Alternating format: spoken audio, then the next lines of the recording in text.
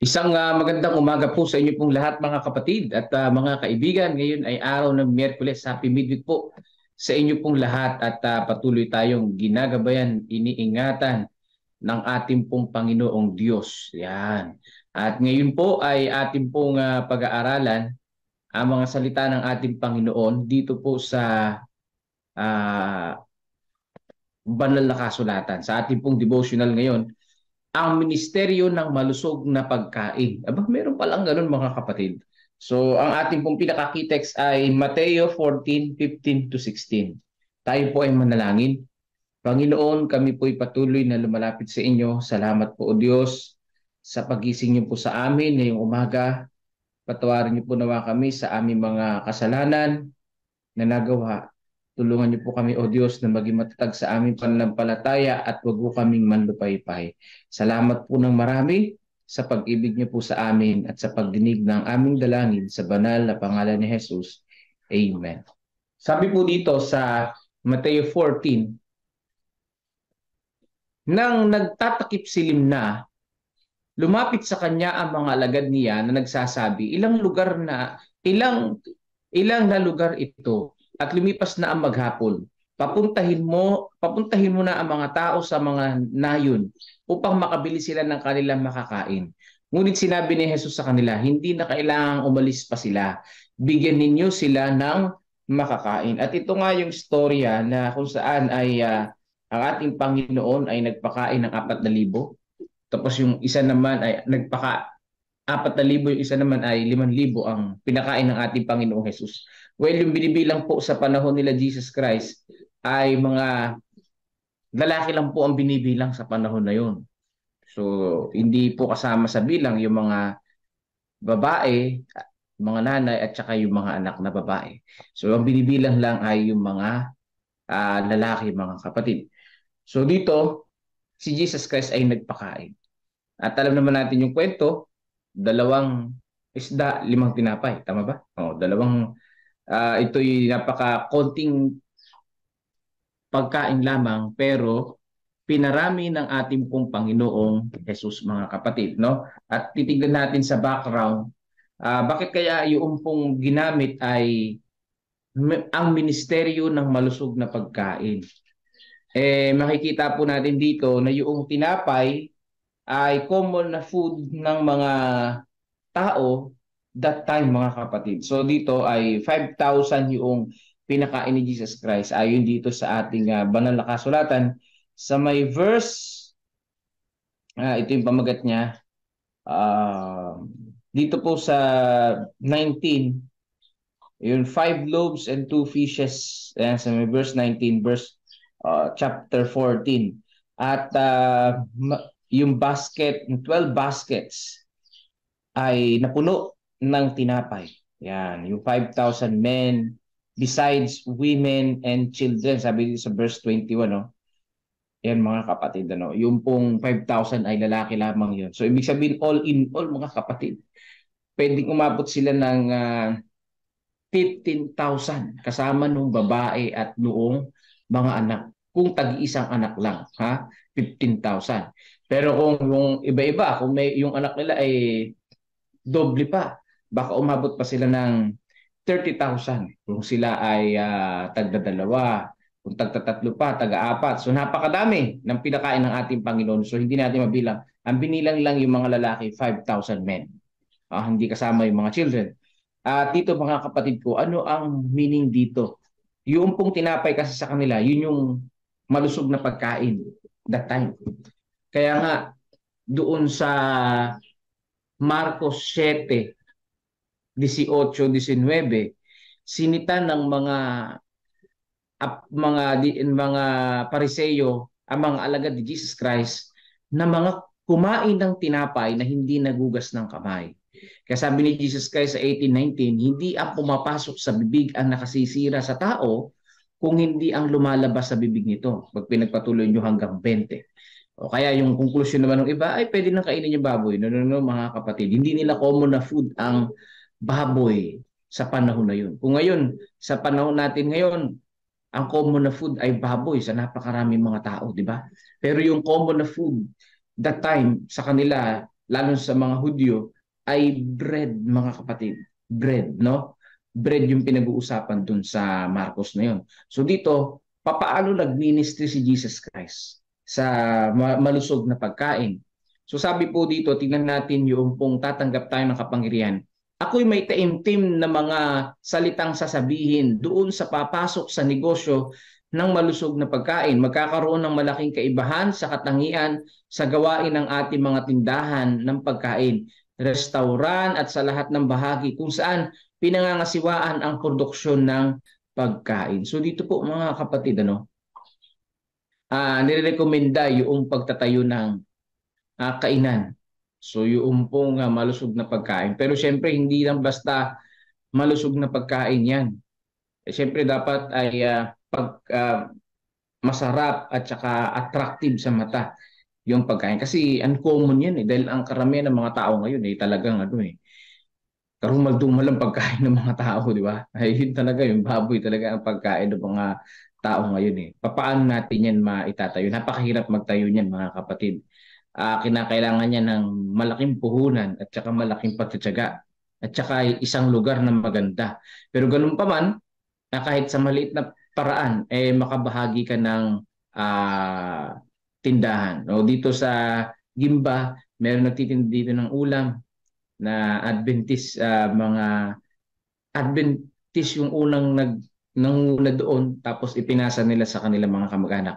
Pero yung pagkain na niluluto nila, wala talagang kahit isang baboy, pusit, hipon, yung mga gulay nila ay yung mga gulay nila, walang mga karumal-dumal. Yung kanilang mga tinitinda, wala silang baboy na tinitinda mga kapatid. So yun yung isa sa mga example. Pwede pala. At mabilis siya. Kapag pumunta ka doon na late ka na, ubos na yung pagkain. Pagka 12:30 ka na dumating doon, wala nang pagkain. Nabili kasi kami ng ulam doon. So dito po mga kapatid, nire-recommenda yung restaurant o yung tindahan ng pagkain. Meron tayong mga product niyan. Yun nga, may mga veggie meat, may mga product tayo ng mga vegetarian. Pero pinaka-the best pa rin talaga yung sariwang gulay, di ba? Na iyong ihahain. Kailangan, ano kaya yung punto nito? Tignan natin sa ating devotional. Kailangan palusugin ang gawaing ito bilang ebanghelyong ilaw sa mga hindi pa na ipagkaloob ang kanilang sarili sa Panginoon. Sila mga nangangasiwa sa mga pagkain ito ay nangangailangan ng araw-araw na gabay ng isang lumikha ng pagkain para sa 5,000 taong nagugutom. Ayan. Ang gawain ng ating mga tindahan ng pagkain at mga kainan ay dapat isakatuparan sa paraang walang pinansyal na kawalan. Hindi natin dapat kalimutan na kailangang magpatuloy ng bahaging ito ng gawain. Ngunit dapat tanggalin mula rito ang lahat ng mga nakasisirang impluensya. So dito po yung pinakapunto dito ng ating devotional. Kasi kila Mrs. White din, sa panahon nila, tinapay din ang pangunahing pagkain nila noon. Kaya nga may writing si Mrs. White na bawal magluto sa araw ng Sabat. Kasi nga yung nasa isip niya na pagluluto, yung pagluluto ng tinapay. Paano ba magluto ng tinapay? Napakahirap po magluto ng tinapay. Mamasahin muna yan. Talagang laborious. Yan. Masyadong matrabaho. Ibig sabihin, kulang ang kalahating araw para magawa mo yung tinapay para lang makain ng iyong buong pamilya at mabusog sila. So mahirap, no? Kaya hindi bawal magluto sa araw ng Sabat sa panahon nila. Tapos yung pong kanilang kalan ay hindi naman gasol katulad sa atin, kundi kahoy, no? Masyadong matrabaho mga kapatid. Kaya ipinagbawal din yung pagluluto that time sa panahon nila. Katulad din sa wilderness kung saan nandoon ang mga Israelites, bawal din sila magluto kasi trabaho ang kumain ng mana kasi babayuhin mo din yun yung mana na yun na pinapaulan ng Panginoon. So ganun din yung tinapay, no? Napakahirap din gawin kaya bawal sa kanila magluto noon. Pero sa atin ngayon, napakabilis magluto. Basta konti lang yung lulutuin mo para lang sa pamilya mo, napakabilis dahil hindi mo na kailangan maghakot ng gatong. Pero kung ikaw naghahakot pa ng gatong during Sabat, ay huwag mo nang gawin, di ba? Huwag ka nang magluto kasi mahirap pa para sa iyo So o kaya ihanda mo na yung panggatong para sa Sabado. luto ka na lang ng luto, di ba? So dito po mga kapatid ko, ay ang pagkain ay isa sa pwedeng way na makapag-ministry tayo sa mga tao. Kaya nga, yung Pasko, no, yung araw ng Pasko ay pinagdidibatihan ng mga Adventist.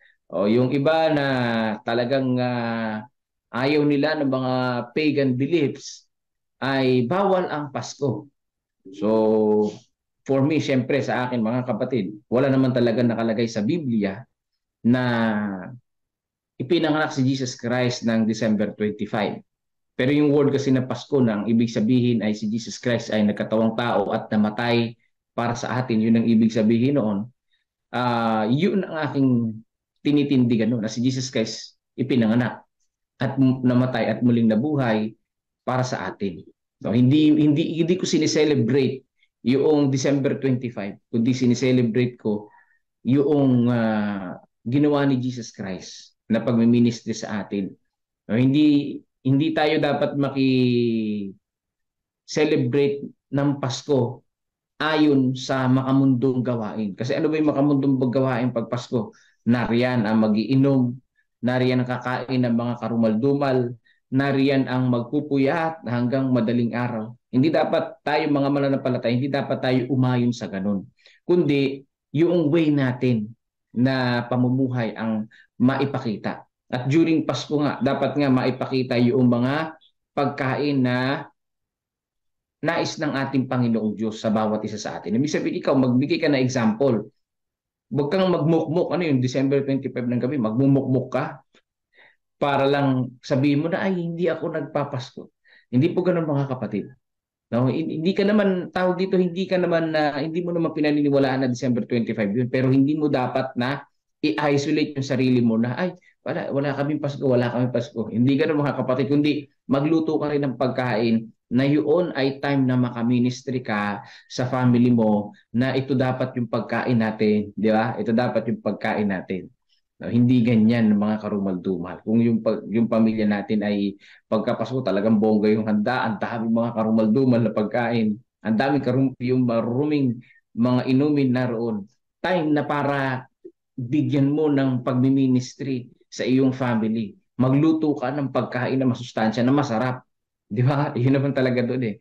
Kaya meron tayong Cooking Smart. Ayan, napag-aralan natin yung ministry sa libro. May Cooking Smart tayo. Your Food and You, nandoon. Tapos yung Healing Wonders of Diet, yan baka ministry tayo, no? Yung may sakit ng ganito, may diet ng food para doon, mga kapatid.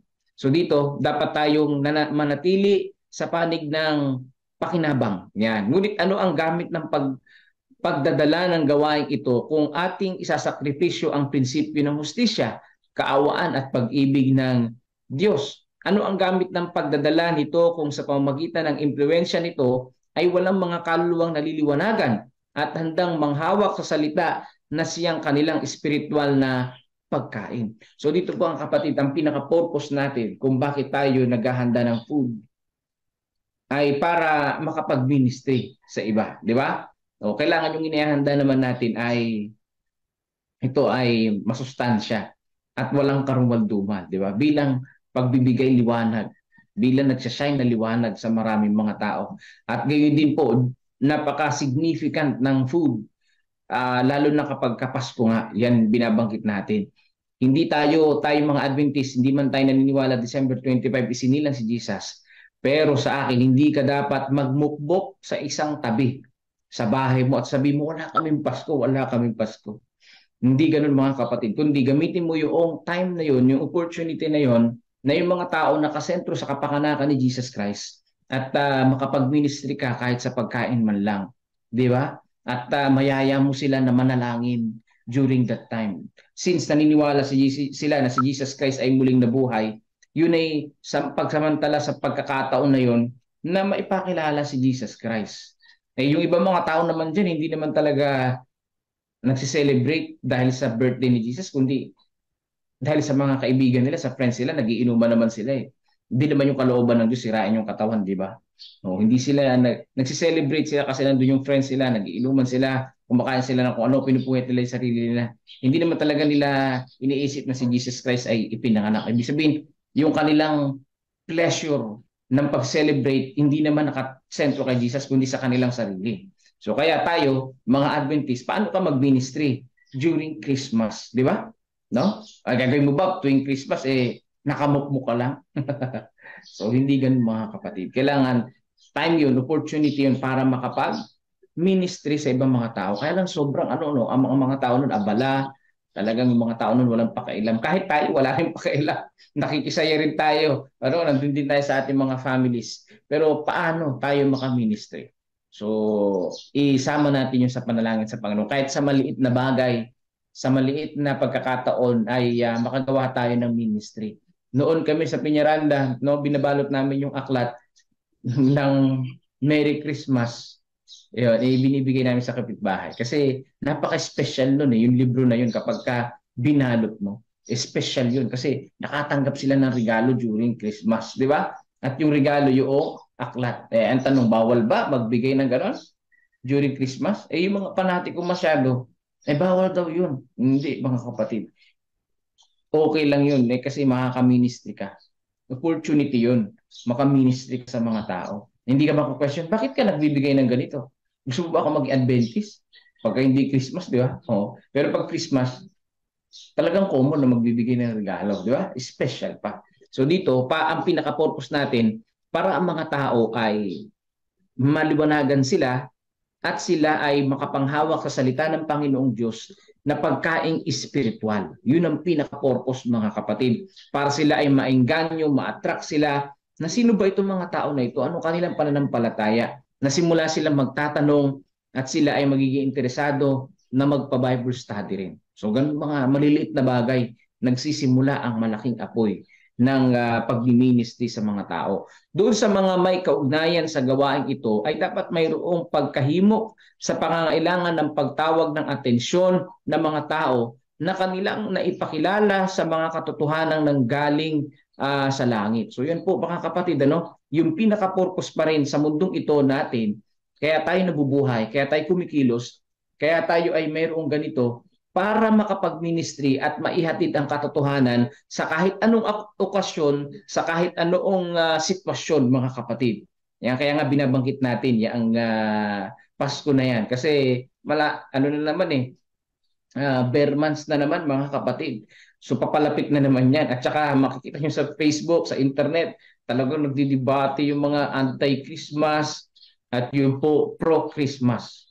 So dapat mga kapatid tayo ay nasa gitna lang. Walang anti, walang pro-Christmas dito mga kapatid sa Seventh-day Adventist. Kinakailangan na yung purpose natin makapag-ministry. Gawin nating opportunity yun para makapag-ministry. Kahit sa pagkain man lang, di ba? Kasi pagkain talaga nun ang highlights sa Pasko na yan. Kailangan makapag-ministry ka. So, di ba? Panalangin natin sa Panginoon papaano yun. So tulungan nawa tayo ng Panginoon na hindi tayo parang na-isolate natin yung sarili, mga ganun mga pagkakataon, So, ganyan mga kapatid ko. Sabi pa dito, dapat may mga taong itinalaga sa gawain ng malusog na pagkain na mga karapat-dapat na magsalita ng ayon sa kapanahunan at hindi kapanahunan at makapagbibigay liwanag sa mga kaisipan ng mga lalaki at babae na may kinalaman sa katotohanan. Kaya dyan sa ating hospital, mga kapatid, yung mga pasyente doon, ng mga non-SDA, talagang naministrihan sila ng mga pagkaing malulusog. Kaya lang yung iba hindi talaga sila sanay. Yung iba hindi nila kinakain. Yung iba tinitikman lang. Pero at least nakita nila na yung pagkain ay pag natikman nila masarap na, masustansya pa. So yun po yung mga pagkain sa ating hospital. Ayan, talagang inihahatid. Nakakapag-ministry tayo through that. As a Seventh-day Adventist, proud tayo na meron tayong mga hospital na ganun na talagang ang siniserve na food ay healthy foods. So tayo rin mga kapatid sa kanya-kanyang tahanan, sa ating kanya-kanyang church, paano tayo makaministry through food na maihatid natin yung pabalita. So ibig sabihin dito sa lesson, nakikita ko, kahit sa maliit na bagay, kahit sa maliit na way, kahit sa common na ginagawa, ito'y maging opportunity na makapag-ministry sa mga tao, maihatid yung katotohanan. Yan yun mga kapatid. Ibig sabihin, huwag mong babaliwalain yun. Yung iniinom mo, yung ginagawa mo, yung kinakain mo, huwag mong babaliwalain na, ay, wala naman nakakakita, wala naman nakakapansin, ay, hindi naman to ministry. Hindi ganun mga kapatid. Kahit sa maliit na ginagawa natin, anuman ang karanasan natin, sa panahon natin ngayon, opportunity yun para makapag-ministry, mga kapatid. Ano? Maihatid yung katotohanan. Kahit nga pagbili mo ng kung ano sa tindahan, pwede makapag-ministry. Yung pong naalala ko noong ako ay bumili sa palengke ng nuts. Naghahanap ako. Sabi ng mga tindero, ay ganitong panahon, wala na po. Naglakad-lakad ako hanggang sa dulo. At nakabili ako ng mani. At yung napagbilihan ko ng nuts ay nakilala ako, oy pastor, ako nagloading pa. Naalala ko sila yung mga napagbinistrihan sa Kawayang Bugtong na namatayan. No, na halos gabi-gabi ay nagbiministry kami doon at naalala nila. So sa susunod na pagbalik ko roon sa tindahan na yon, may dala na akong steps to Christ. Yan, para sa kanila. Di ba? Makapag-ministry. Ganun kaliit na bagay, makapag-ministry ka. Maalala man lang nila yung salita ng ating Panginoon kahit sobrang busy ng mga tao. No? In small things, mga kapatid, wag nating mamaliitin yan. Yan ay malaking bagay para sa gawain, maihatid yung katotohanan sa kanila. So sabi dito sa The Health Food Ministry, pahina 89, kinakailangan ng espesyal na karunungan para maunawaan kung kailan magsasalita at kailan tatahimik. Manalangin ang bawat manggagawa para sa spiritual na pagkaunawa. At yan ang pinakamahalaga sa ating devotional. Yung manalangin ng pagkaunawa para sa yung manalangin para sa spiritual na pagkaunawa. Kung kailan tayo mananahimik, kung kailan tayo magsasalita, yan, kung kailan tayo mag-ministry. Yan. Di ba? Yung paghain mo ng food, tahimik na ministry to. Pero kapag tinanong ka na, doon ka na mag-ingay. Bakit ito yung handa mo? Paskong Pasko, ito yung handa mo, gulay, ano ba yan? Kasi gusto natin na maging healthy tayo. Yan ang nais ng Panginoon, di ba? No? At least nakakapag-ministry tayo ng mahusay. Pero ang pinakamahalaga dito, bago tayo gumawa sa maliliit na bagay na mag-ministry, manalangin. Kaya nga po dun sa mga walang trabaho, nahihirapan maghanap ng trabaho, isa sa pwede natin i-consider yung isang maliit na kainan muna, di ba?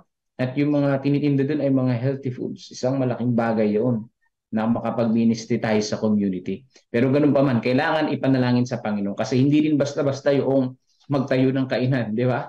Nakakapagod yan, mamalengke ka. Mamahal na ng mga food ngayon. Mahal na ng mga bilihin ngayon. Pero kay Jesus Christ, no? Kamangha-manga.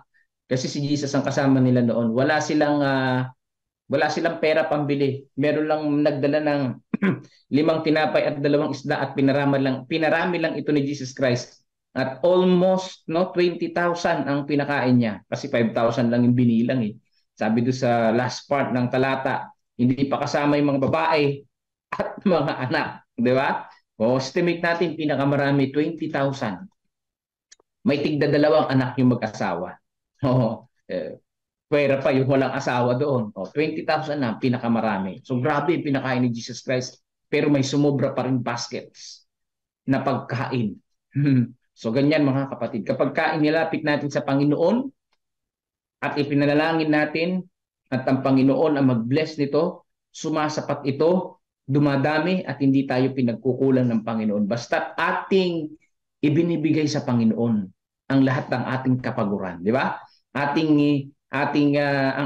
Inihayaan natin ng Panginoon na mag-direct sa atin, na mag-guide sa atin. Hindi tayo pababayaan for sure ng ating pong Panginoong Diyos. Basta't may kaakibat na pananampalataya, may panalangin ng spiritual na pagkaunawa, talagang hindi tayo pababayaan ng ating tagapagligtas. All in all, mga kapatid, sa ating devotional, sa mga maliliit na bagay, ano man ang ginagawa natin, ano man ang iniisip natin, ano man ang action natin, ano man ang pananalita natin, isipin natin na laging kadugtong nito ang pagmi-ministry. Yan kadugtong nito ang pagmi-ministry, lagi nating iisipin yan. Yung attitude mo sa labas ng bahay mo, bakit may nagtapon ng basura dito? Iisipin mo na ikaw ay ambassador ng Panginoon na nagmi-ministry. Yung action mo, hindi karapat-dapat na mag-ministry. Biruin mo, sa tapat ng bahay mo, nagalit ka kasi may nagtapon ng basura. So dapat iba yung action mo sa ibang mga tao. Di ba? Ganyan po mga kapatid ko, no? Hindi mahirap maging mananampalataya. kung ang sentro ng ating isip ay sa Panginoon. No? Kung ang sentro ng ating isip ay sa Panginoon at mag-ministry, hindi mahirap maging Seventh-day Adventist, hindi maging mahirap maging taga followers ni Jesus Christ. Pero kung nakasentro ka lang sa sarili mo, nakasentro ka sa sarili mo at talagang gusto mong ipagtanggol lang yung sarili mo, iniisip mo lang yung sarili mo, mahirap talaga maging Adventist. Mahirap maging mananampalataya kapag kagano. Pero kung nakasentro tayo kay Jesus, na iniisip natin, ano man ang ginagawa natin, ano man ang sinasabi natin, meron itong kapalit na ministry. May ministry ito. So kailangan ingatan ko ito, no, 'di ba? Kailangan aking isipin ito lagi, yung aking mga kilos, yung aking mga pananalita, yung aking mga gesture, paano ko mag-ministry sa mga tao. So, yun po mga kapatid, salamat po sa inyong pong pakikinig. Ito po ang Seventh-day Adventist Discipleship Ministry. Yan, morning devotional. Tatanggap tayo ng kapangyarihan sa tulong ng ating Panginoong Diyos at ang banal na Espiritu ang siyang gagabay sa atin. Kaya ngayong umaga, isama natin sa panalangin ang mga kapatid natin na nanlulupaypay, nawa ay palakasin sila ng Panginoon. Yung mga kabataan na may pasok ng araw ng Sabat ay isama natin sa panalangin na dagdagan ng kanilang pananampalataya, na manindigan sila sa harapan ng Panginoon. Kasi yun ay simpleng ministry na kung iyon ay mapanagumpayan mo, kung yun ay matatagan mo na hindi ka papasok sa araw ng Sabat. Kung ako'y college, idadrop ko yung mga subjects na yun. Umanap ka ng ibang school na pwede mo makuha yung subject na yun na walang Sabat. No? O pwede yun. O kaya kunin mo next na pasukan. Ano naman kung irregular ka? Ano naman kung ang classmate mo ay mas bata pa sa'yo? Di ba? Ang mahalaga, ang Panginoon ang napahalagaan mo. Ang mahalaga na kapag ministry ka sa ganoong kaliit na bagay, na talagang pinanindigan mo yung pagsamba mo sa Panginoon. Di ba? No. Isama natin yan, yung mga kabataan ngayon. At syempre, yung mga kapatid na may trabaho. No, yung iba hindi makahanap ng trabaho dahil merong araw ng Sabat na pagtatrabaho. So tulungan nawa ang bawat isa sa atin ng Panginoong Diyos. Makahanap tayo ng mga alternatibo na mga work na talagang mapapapurihan at mapapasalamatan natin ng Panginoon. So kailangan lang natin dito puhunan ay pananampalataya at gagawa ang Panginoon in mysterious way, sa hindi natin inaasahan. Basta yung pananampalataya natin makatag, matibay, na nakakapit sa ating Panginoong Diyos. So salamat po sa inyo. Tayo po ay mananalangin. Pangunahan tayo ni Brother Melvin sa panalangin na ito. Pero pakinggan muna natin yung awit, papuri sa ating pong Panginoong Diyos. Amang banal na makapangyarihan sa lahat, nagpapasalamat po kami sa umaga na ito na kami pinalahalan niyo muli ng isang paalala na aming dapat isama sa aming ministry. Ang pagtuturo, pagbibigay ng kalimbawa sa mga malulusog na pagkain. Alam namin na ito ang inyong original plan sa mga tao noong unang panahon. Ngunit sa panahon na ito, marami ang pumipigil sa amin. Nawa po ang mga ito ay, mga pumipigil na ito ay tulungan nyo kami na hindi kami matukso sa mga pumipigil na ito. Ganun pa man, bigyan nyo kami sapat na pagpupunan upang kami ay patuloy na makakain ng mga malulusog na pagkain. Ngayon din naman, aming maibahagi ito sa iba, maipakita namin ang halimbawa ng isang malusog na pangatawan sa aming mga tuturuan. Nais din namin isama sa panalangin ang mga kapatiran na patuloy na kumakain ng malusog na pagkain, na patuloy tuloy kami maging halimbawa sa iba, na maka-encourage kami ng iba, maipakita namin na ang kaibahan ng kumakain ng malulusog na pagkain, pagkat ito talaga ay napakagandang ministry. Kung sa ganun ang lahat ay magsama-sama, maginhawa, malusog na pangatawan habang naghihintay at naghahanda sa inyong pagdating. Sa umaga na ito, nais na isama sa panalangin ng mga kapatiran ng mga nanlulupaypay, mga pagsubok na pinagdaraanan sa buhay. Ipadama niyo po sa kanila ang inyong pagmamahal at tatagin ang kanilang pananampalataya. Sama namin sa panalangin ng mga kabataan na nag-aaral, na may pasok ng Sabat. At tatagin niyo po ang kanilang mga pananampalataya na kayo ang kanilang mas piliin kaysa sa school o ano pa mang requirements. Ganyan din namin sinasama sa panalangin mga kapatiran na may pasok ng araw ng Sabat sa trabaho. Ipagkaloob niyo mga puso amin sa kanila, sa aming lahat, ang mga ibang pagkakataon o ibang trabaho na mas nababagay sa amin. Dahil guilty ang aming mga puso kapag kami nagtatrabaho ng araw ng Sabat. At ganyan din namin sinasama sa panalangin si Crisel na makahanap po siya ng work na nababagay po sa kanya yung walang pasok ng Sabado. At siya ay patuloy na makapagpuri sa inyo at siya ay makapagsamba.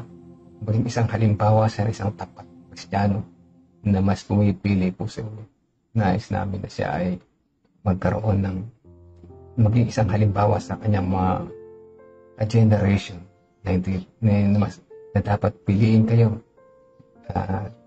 Hindi ang requirements ng sanlibutan. Mga ganito nais namin isama sa panalangin mga kapatiran na nakikinig ngayon. Naway patuloy niyo kami bigyan ng kaalaman araw-araw. Paano kami magiging mabubuhay ng malusog at masaya sa piling po ninyo. Patuloy kami nakakunig po sa inyo sa bawat sandali. Sa mga ganito nais namin isama sa panalangin ng mga kapatiran na may sakit na patuloy na ipapagaling. Nawa sila ay patuloy na ipuin ang mapapagaling na kamay. Kaya na rin si RK na naghahanap ng trabaho, bigyan niya po siya ng trabaho na nababagay po sa kanya para makatulong sa kanyang nanay na may sakit doon sa Canada. Kaya din ang si Alan Eugenio na may na-operahan siya po ay inyong ipuin ang mapapagaling na kamay, makarecover siya ng mabilis. At kaya din yung pumakin si Terlene pa sa Canada na may sakit, pagalingin niyo rin po siya at ipagay sa kanya ang kalakasan kalusugan sa bawat araw. At ganito niya ang mga pamilya ni mga member ng family ni Sister Rose Encarnado, Chris Encarnado, ganito si ating Sibilia Irelia Barbon, ganito si Brother Renato Santos, si Romnick Francisco, Olivia Francisco, Rebecca Francisco, Jennifer Pascua, Precious Cabasog, si Princess Jerquina, si Arif C, si Sister Nena na gumaling nawa sa kanyang karamdaman, Tia Aning, Tia Aurora, Sister Corazon Mina, at si Ate Sally Sanchez, kasama ng iba pang mga kapatiran na may karamdaman sa mga oras na ito, nasa recovery period, nagpapagaling. Ipuhin nawa kami patuloy na inyong mapagpagaling na kamay, ipakita sa amin sa aming mga kamag-anak, kilala, kaibigan, ang isang halimbawa ng inyong pagmamahal. Ganyan din ang mga may karamdaman pang espiritual na nagkulang ng pagtitiwala po sa inyo. Ay sila na may patuloy na atake pabalik ng mga banal na anghel upang sabi na makasama ulit namin sila sa pagtatapat, paghahanda sa nalalapit na inyong pagdating. At ganyan din sa uli aming hinasama sa panalangin ng kapatiran na nakikinig ngayon. Bantayan po ang aming kanusugan sa maghapon, aming mga gawain, ang aming mga pag-iisip, panalita at magawa kung kami maging karapat-dapat po sa inyo. Ganyan din pagpalain nawa ang aming mga hanap buhay upang kami rin naman ay maging pagpapala sa iba. Ito po ang aming dalangin, kalakip na paghingi sa kapatawaran ng aming nagawang pagkukulang at pagkakasala. Sa pangalan na Isus namin tagapagligtas. Amen and amen.